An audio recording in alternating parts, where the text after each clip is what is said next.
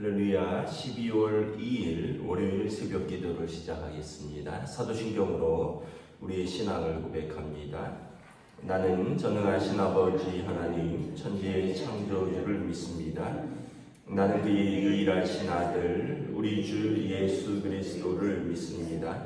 그는 성령으로 잉태되어 동정녀 마리아에게서 나시고 본디오 빌라도에게 고난을 받아 십자가에 못 박혀 죽으시고 장사된 지 사흘 만에 죽은 자 가운데서 다시 살아나셨으며 하늘에 오르시어 전능하신 아버지 하나님 우편에 앉아 계시다가 거기로부터 살아있는 자와 죽은 자를 심판하러 오십니다. 나는 성령을 믿으며 거룩한 공교회와 성도의 교제와 죄를 용서받는 것과 몸의 부활과 영생을 믿습니다. 아멘. 찬송가 240장 찬양하시겠습니다. 찬송가 240장입니다.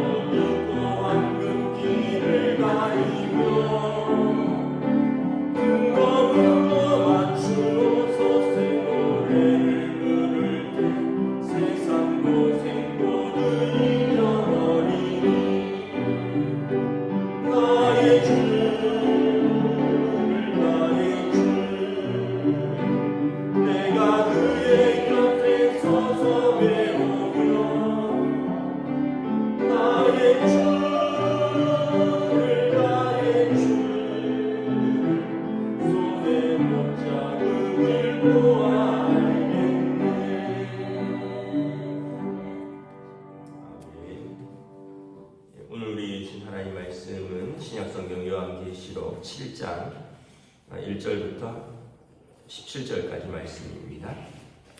요한계시록 7장 1절부터 17절까지 말씀입니다. 다 찾으신 줄 알고 저와 여러분들이 한 절씩 교도하도록 하겠습니다. 이 일 후에 내가 내 천사가 땅 내 모퉁이에 선 것을 보니 땅의 사방의 바람을 붙잡아 바람으로 하여금 땅에나 바다에나 각종 나무에 불지 못하게 하더라. 또 봄에 다른 천사가 살아계신 하나님의 힘을 가지고 해 돋는 데로부터 올라와서 땅과 바다를 해롭게 할 권세를 받은 내 천사를 향하여 큰 소리로 외쳐 이르되 우리가 우리 하나님의 종들의 이마에 인치기까지 땅이나 바다나 나무들을 해하지 말라 하더라. 내가 인침을 받은 자의 수를 들으니 이스라엘 자손의 각 지파 중에서 인침을 받은 자들이 14만 4천이니 유다 지파 중에 인침을 받은 자가 1만 2천이요 루벤 지파 중에 1만 2천이요 갓 지파 중에 1만 2천이요 아셀 지파 중에 1만 2천이요 납달리 지파 중에 1만 2천이요 므낫세 지파 중에 1만 2천이요 시므온 지파 중에 1만 2천이요 레위 지파 중에 1만 2천이요 이사갈 지파 중에 1만 2천이요 스불론 지파 중에 1만 2천이요 요셉 지파 중에 1만 2천이요 베냐민 지파 중에 인침을 받은 자가 1만 2천이라. 이 일 후에 내가 보니 각 나라와 족속과 백성과 방언에서 아무도 능히 셀 수 없는 큰 무리가 나와서 흰 옷을 입고 손에 종려 가지를 들고 보좌 앞과 어린 양 앞에 서서 큰 소리로 외쳐 이르되 구원하심이 보좌에 계신 우리 하나님과 어린 양에게 있도다 하니 모든 천사가 보좌와 장로들과 내 생물의 주위에 서 있다가 보좌 앞에 엎드려 얼굴을 대고 하나님께 경배하여 이르되 아멘. 찬송과 영광과 지혜와 감사와 존귀와 권능과 힘이 우리 하나님께 세세토록 있을지어다. 아멘 하더라. 장로 중 하나가 응답하여 나에게 이르되 이 흰옷 입은 자들이 누구며 또 어디서 왔느냐. 내가 말하기를 내 주여 당신이 아시나이다 하니 그가 나에게 이르되 이는 큰 환란에서 나오는 자들인데 어린 양의 피에 그 옷을 씻어 희게 하였느니라. 그러므로 그들이 하나님의 보좌 앞에 있고도 그의 성전에서 밤낮 하나님을 섬김에 보좌에 앉으신 이가 그들 위에 장막을 치시리니 그들이 다시는 졸이지도 아니하며 목마르지도 아니하고 해나 아무 뜨거운 기운에 상하지도 아니하리니. 읽습니다. 이는 보좌 가운데 계신 어린 양이 그들의 목자가 되사 생명수생으로 인도하시고 하나님께서 그들의 눈에서 묻은 눈물을 씻어 주실 것입니다. 아멘. 할렐루야. 예, 또 새로운 한 달, 새로운 한 주, 새로운 하루가 또 시작되었습니다. 하나님께서 은혜와 평강으로 함께해 주시기를 축복합니다. 요한계시록 말씀을 보고 있는데요.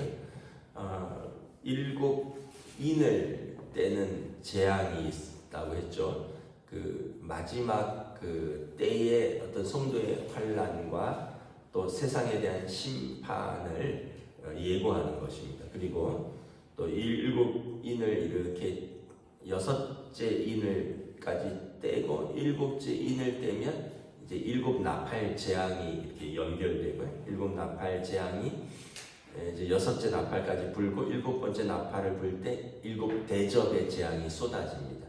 근데 이제 그 6번째와 7번째 사이에 이제 이 중간에 끼어들어서 성도들에 대한 위로의 말씀이 있습니다. 이제 중간에 끼어들어 있어서 이제 삭병이라고 하는데 끼어들어 있는 환상이다 이런 뜻입니다. 그래서 뭐 요한계시록 7장, 10장 뭐 이런 식으로 해서 이 6번째 재앙 다음에 7번째 재앙, 새로운 재앙이 시작되기 직전에 하나님께서 요한에게 보여주신 성도들에 대한 위로가 있다라는 거죠. 오늘 보면 먼저는 땅에는 하나님의 종들의 이마에 인친 14만 4천 명이 있다라는 거죠. 이제 7장 1절 2절 보면 이제 땅에 그 환란을 가져오는 이런 징계와 이런 재앙의 천사들이 있기 전에 먼저 하나님의 종들의 이마에 인친다는 거예요. 인친다라는 표현은 뭐냐면 예전에 소나 뭐 양 같은 거를 공동으로 키울 때 자기 소라는 거, 또 요즘도 아마 그럴 거예요. 아마 이제 어떤 시장에 유통될 때 어느 목장에서 키운 소다라는 거를 인증하기 위해서 인을 치는데, 이제 불에 달궈서 이렇게 소의 뭐 엉덩이 같은 데다 이렇게 딱 낙인을 찍는 거죠. 이게 인치는 겁니다. 근데 요즘은 이게 좀 동물들의 고통 때문에 불에 달구지 않고요, 이렇게 냉각을 시켜서 차가운 걸로 이렇게 순간적으로 이렇게 또 이렇게 찍으면, 그것도 이렇게 뭐 마치 너무 차가운 게 이제 몸에 딱 새겨지듯이 그것도 그렇게 인친다고 합니다. 요즘은 뭐 그건 참고고. 그렇다면 성도들의 하나님의 종들의 이마에 인친다라는 표현은 뭐냐하면, 하나님의 종들이라는 표시라는 거예요. 아까 소나 양이 어떤 목장의 소유라는 것을 표시하는 것처럼, 이 땅에 많은 사람들이 있지만 그 종말의 때, 그 재앙의 때에 하나님께서 보호하실 성도들의 표시라는 거죠. 근데 이것은 상징입니다. 진짜 이마에다가 우리의 낙인을 찍는 게 아니라는 거예요. 그냥 상징이, 하나님께서 구별하시는 이 땅에 하나님의 백성들이 있다는 거예요. 그러니까 우리가 요즘 어떤 사람들이 뭐 베리타스인가 뭐 짐승의 숫자를 받지 말라 뭐 어떤 그런 말은 잘못된 해석이라는 걸 알 수 있죠. 예전에도 한참 바코드를 쓰지 말아라. 근데 여러분 바코드 안 쓰면 어떻게 삽니까? 책을 살 때도 바코드로 읽고 물건을 살 때도 바코드로 읽는데, 그런 숫자가 아니라는 거예요. 그런 숫자가 아니라 하나님께서 당신의 백성들을 인치신다라는 표현이에요. 그래서 성경을 잘 모르면 자꾸 일상생활에서 이상한 쪽으로 흘러가는 겁니다. 뭐 제가 가끔 말씀드리지만 뭐 살림도 안 하고 학교도 안 가고 직장도 안 가고 그냥 뭐 기도원에 가서 그냥 주여 주여 한다고만 해서 그게 거룩한 삶이 아니라는 거죠. 각자의 삶의 자리에서 자기 사명을 감당하는 거예요. 성경을 요한계시록은 상징과 비유들이 많은데, 여러분 누가 나중에 뭐 우리 이마에 인을 치겠습니까? 근데 어떤 사람들은 또 뭐 인을 친다고도 하죠. 근데 뭐 그런 거에 너무 다 반응할 필요는 없고, 하나님께서 자기 백성을 구별하신다는 거예요. 그러면은 또 여기 보면 4절에 보면 각 지파에서 14만 4천 명, 12,000명씩 12지파에 14만 4천 명이다. 그러니까 이걸 또 숫자적으로 해석하면 14만 4천 명만 땅에서 환난 가운데서 구원을 받는다, 이렇게 오해를 하는 거예요. 그래서 그 어떤 이단 중에 있는 그 과천에서 있는 그 신천지, 그 이단들은 14만 4천 안에 들어야 된다라고 이야기를 하잖아요. 그래서 여기 중부 지역을 관할하는 데는 제가 알기로는 야고보 지파 왕십리 교회입니다. 매주 저한테 편지가 오거든요. 우리 교회에도 편지가 오고. 이 사람들은 자기 지파에 12,000명을 채워야 되는 거예요. 그런데 제가 알기로는 신천지가 지금 전국적으로 14만 4천 명이 넘었어요.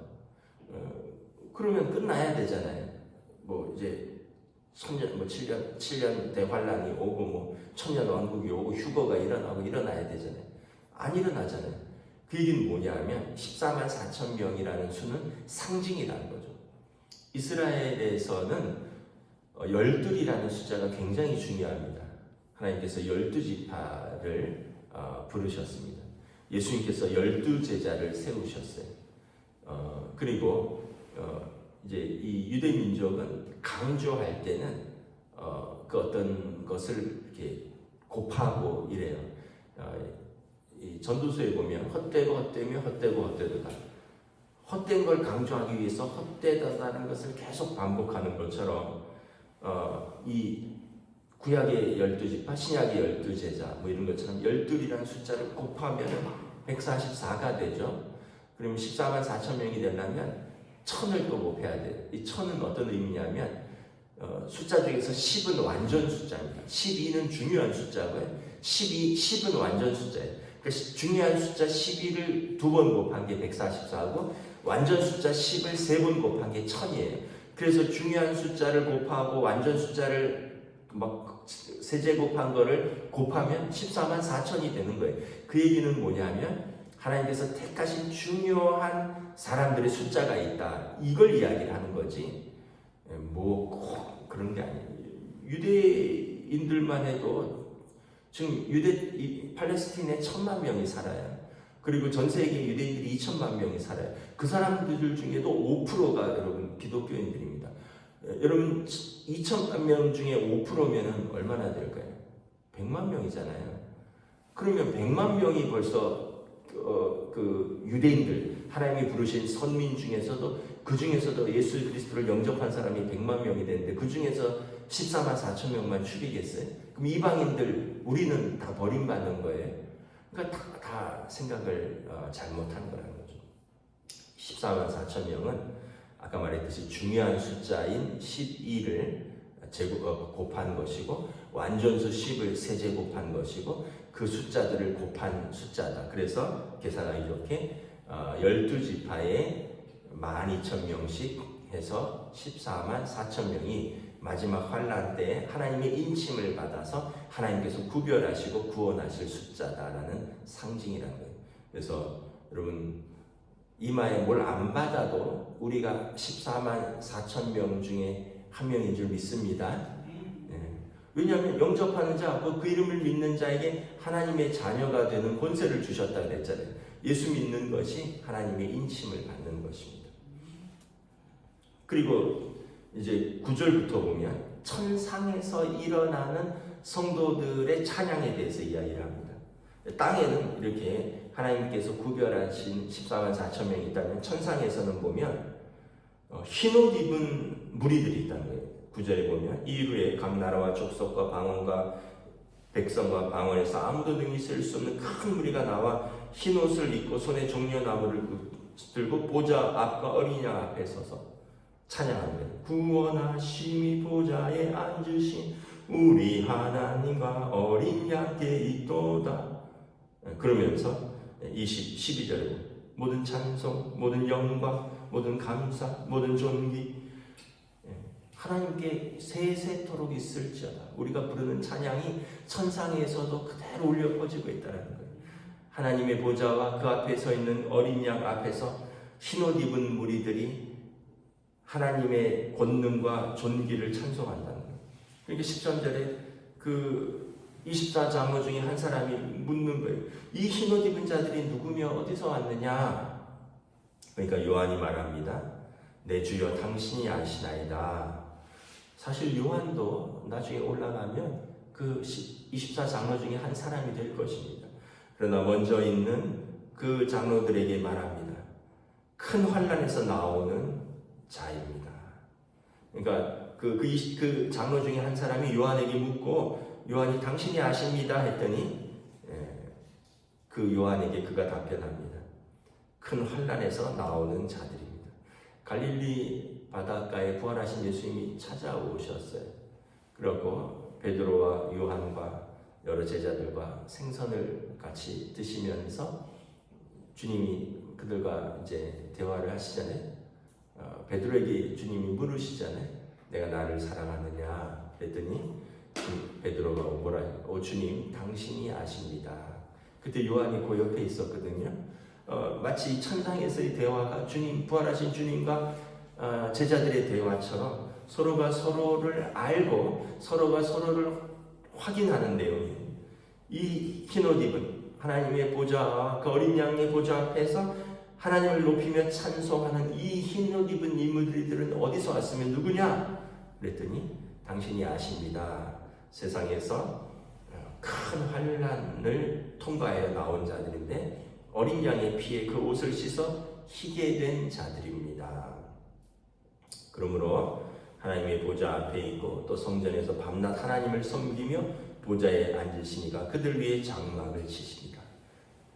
하나님께서 하나님의 보좌 앞에 있는 흰옷 입은 무리들을 위하여 하나님께서 그들을 위하여 장막을 예비하십니다. 요한복음 14장에 주님께서 먼저 가서 우리를 위하여 처소를 예비하고 우리를 영접하시리라.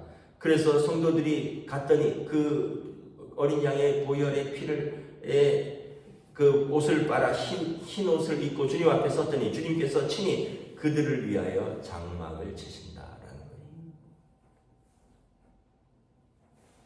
그리고 16절에 그들이 다시는 줄이지 아니하며 목마르지 아니하며 해나 아무 뜨거운 가운데서도 상하지 아니하리라. 이 흰옷 입은 무리들은 땅에서 환난과 고난을 통과하며 하나님 앞에 선 자들입니다. 이 사람들은 예수님 때문에 줄이기도 했고요, 목마르기도 했고요, 뜨거운 기운에 상하기도 했습니다. 아마 많은 성도들이 그 당시 로마 시대에 노예이기도 했고요, 또 한편으로는 믿음을 지키기 위해서 감옥에 갇히기도 하고 핍박당하기도 하고 매를 맞기도 하고 그래서 줄이기도 하고 목마르기도 하고 또 뜨거운 기운에 상하기도 하며 그들의 집에서 쫓겨난 자들인데 그 유대인들의 회당에서도 쫓겨난 자들인데 이제 그들을 위하여 장막을 치시고 그들을 위하여 다시는 줄이지도 목마르지도 아니하고 해하지도 아니하는, 그리고 보좌 가운데 계신 어린 양이 그들의 목자가 되셔서 생명수 샘으로 인도하시고 주님께서 이 성도들의 환난을 통과한 성도들의 목자가 되셔서 마치 시편 23편처럼 여호와께서 나의 목자가 되셔서 우리를 푸른 초장과 맑은 시냇물처럼 천국에서 생명수 샘으로 인도하신다. 그래서 하나님께서 그들의 눈에서 모든 눈물을 씻겨주실 것이다. 예수 믿는 것 때문에 당했던 서러움, 핍박, 환난, 고난 모든 눈물을 씻겨줄 것이다. 예전에 어떤 선교사님이 제 선배 선교사님인데 너무 고생을 많이 하셨어요. 그래서 제가 왜냐하면 진짜 서울에서 유명 대학을 나오셨고 또 사모님도 의사예요. 그런데 이 부부가 아프리카 또 히말라야, 네팔 이런 오지를 다니면서 말씀을 전하고 또 진료를 하고 그러면서 하는데 너무 그 고생을 정말 많이 하셔요. 왜냐하면 자녀들이 3자녀가 있는데 그냥 한국에서 할아버지 할머니 밑에서 크는 거예요. 자기 아이들을 안 돌봐요. 그런데 하나님이 은혜를 주셔서 그 아이들을 믿음 가운데 또 잘 세워줬어요. 근데 아빠 엄마는 진짜 한 10년 정도 한국에서 결혼하고 살다가 아이들이 이제 막내가 초등학교 들어갈 때쯤 되니까 그 부르심을 따라서 오지를 돌면서 사모님은 산부인과 의사고 목사님은 이제 또 하여튼 가서 자립을 도와주고 마치 새마을 운동처럼도 가르쳐주고 이런 너무 고생을 많이 해서 이제 한 번은 한국에 와서 이제 설교하고 이런 모임이 있는데 후배들이 물어봤어요. 아니 목사님 또 사모님도 그렇고 충분히 대한민국에서 성공할 수 있는 학벌도 가졌고 또 그런 직업도 가지셨고 또 능력도 있으신데 왜 이렇게 고생하셔요? 그랬더니 그분이 이 말씀을 하시더라고요. 이 땅에서 너무 편안하면 하나님 나라에 가서 내가 받을 게 없잖아. 고생도 좀 해야지. 누군가는 하나님 나라를 위해서 생명을 거는 사람도 있는데 나도 같이 가서 더운 데서 고생도 하고 추운 데서 좀 고생도 하고 나도 좀 딱딱한 데 가서 자기도 하고 나도 좀 어려운 사람들과 같이 먹기도 하고 그래야지 주님 나라 갔을 때 여기 말씀처럼 그때 줄이지도 않고 목마르지도 않고 뜨거운 태양 가운데 해함을 받지도 않고 주님께서 나를 위해 장막을 치실 때 내 자리도 있을 거 아니야. 내가 대한민국에서 다 누리고 다 받고 그렇게 부족함 없이 살면서 예수 믿고 갔다가 내가 하나님 나라에 내 자리가 어디 있겠어 이러시더라고요. 제가 그 말씀을 들으면서 또 너무 존경스럽기도 하고 또 다시 또 너무 회개가 되기도 하고 그러면서 또한 또 마음을 새롭게 하는 계기가 되기도 했습니다. 우리는 예수 믿으면서 기도하면 대부분 저도 그렇고 여러분들도 그렇고 우리 아이들 잘 되게 해달라고, 우리 부모 건강하게 해달라고, 나 건강하게 해달라고, 나의 삶에 문제 없게 해달라고, 내 삶 평안하게 해달라고 우리 그냥 이렇게 기도하잖아요. 우리는 고난 속에서도 주님을 전하게 해달라고, 그리고 주님을 위해서 핍박받지만 믿음을 잃지 않게 해달라고, 주님을 위해서 환난을 받지만 이것을 환난으로 여기지 않고 기쁨으로 끝까지 감당하게 해달라고 이런 기도는 우리는 못하고 있는데 그분은 그런 기도를 하시더라고요. 그리고 실제로 그러한 삶을 사시고 그래서 제가 보니까 목사님 사모님 피부가 엉망이에요. 엉망. 그 고산지대에 살고 뜨거운 햇빛 아래 살고 그 차가운 바람 아래 살다 보니까 진짜 어디 제가 어렸을 때 40-50년 전에 그 바닷가에서 어부들 피부예요. 그냥 꾸미지도 않고 가꾸지도 않고 그런데 향기가 나더라고요. 향수를 쓰는 게 아니라 그리스도의 향기가 나시더라고요. 어제 말씀처럼 사람들이 예수님을 봤을 때 은혜와 진리가 충만하여 아버지의 독생자의 영광이 있었던 것처럼 제가 그분들을 보니까 정말 하나님 나라에 가면 흰옷 입은 그 무리들이 아마 저분들과 같지 않을까. 그 당시에 로마의 우상숭배와 황제의 핍박 가운데서 사람들이 어떤 사람들은 귀족도 있고요, 어떤 사람들은 노예도 있고요, 어떤 사람들은 젊은이도 있고요, 어떤 사람들은 노인들도 있고요. 그러나 그분들이 믿음을 지키기 위해서 줄이고 목마르며 해가운데 상하기도 하며 그 보좌에서 그들의 장막에서 쫓겨나기도 하며 그들의 믿음을 지킨 사람들이 얼마나 많은가. 히브리서에 보면 구름과 같이 많은 증인들이 있다라고 말씀을 합니다. 우리가 그렇다고 해서 여러분들에게 고난을 받으시라는 말은 아니에요. 아무래도 목회자로서 성도들이 평안 가운데 있기를 축복합니다. 그러나 예수 믿을 때 있는 고난도 있고 예수님 전하다가 받는 마음의 상함도 있어요. 근데 우리는 이제 그런 말은 내려놓고, 내가 이렇게 예수 믿는데 이런 대접 받아야 돼? 내가 이렇게 예수 믿는데 내가 이런 말 들으면서 이거 봉사해야 돼? 이제는 이런 말은 내려놓고 여기 14만 4천 명 하나님의 인침을 받은 자 흰옷 입은 무리들, 그 환난을 통과하여 믿음 가운데 하나님 앞에 서 있는 그 사람들을, 그 성도들을 생각하며 저나 여러분이나 오늘도 믿음의 자리에서 힘써서 우리가 하나님 앞에서 믿음을 지키며 또 사명을 감당하며 살아가는 저와 여러분 되시기를 우리 주님의 이름으로 축복합니다. 기도하겠습니다. 하나님 은혜를 감사합니다.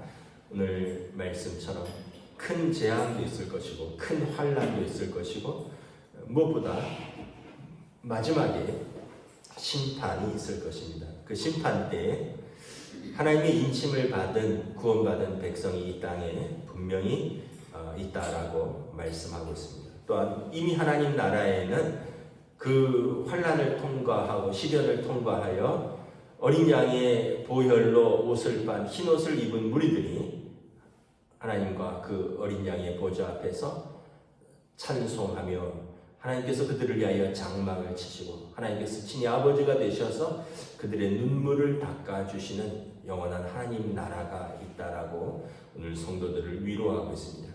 사도 요한의 시대에 그 핍박과 환난의 시대에 신앙생활하는 교회들, 성도들을 위한 하나님의 위로의 말씀이지만 또 오늘 이 시대 또 우리들도 살면서 우리의 작은 믿음을 지키기 위해서 또 있는 때로는 시험도 있고 고난도 있고 또 때로는 우리 믿음을 흔드는 일들도 있지만 그럼에도 불구하고 우리가 영원한 하나님 나라를 바라보며 하나님 앞에 설 것을 생각하며 우리의 믿음을 지키며 사명을 감당하는 충성스러운 죄종들로 인도하여 주시옵소서. 감사를 드리오며 우리 주 예수 그리스도 이름으로 기도드리옵나이다. 아멘. 하늘에 계신 우리 아버지 이름을 거룩하게 하시며 아버지의 나라가 오게 하시며 아버지의 뜻이 하늘에서와 같이 땅에서도 이루어지게 하소서. 오늘 우리에게 일용할 양식을 주시고 우리가 우리에게 잘못한 사람을 용서하여 준 것 같이 우리 죄를 용서하여 주시고 우리를 시험에 빠지지 않게 하시고 악에서 구하소서. 나라와 권능과 영광이 영원히 아버지의 것입니다. 아멘.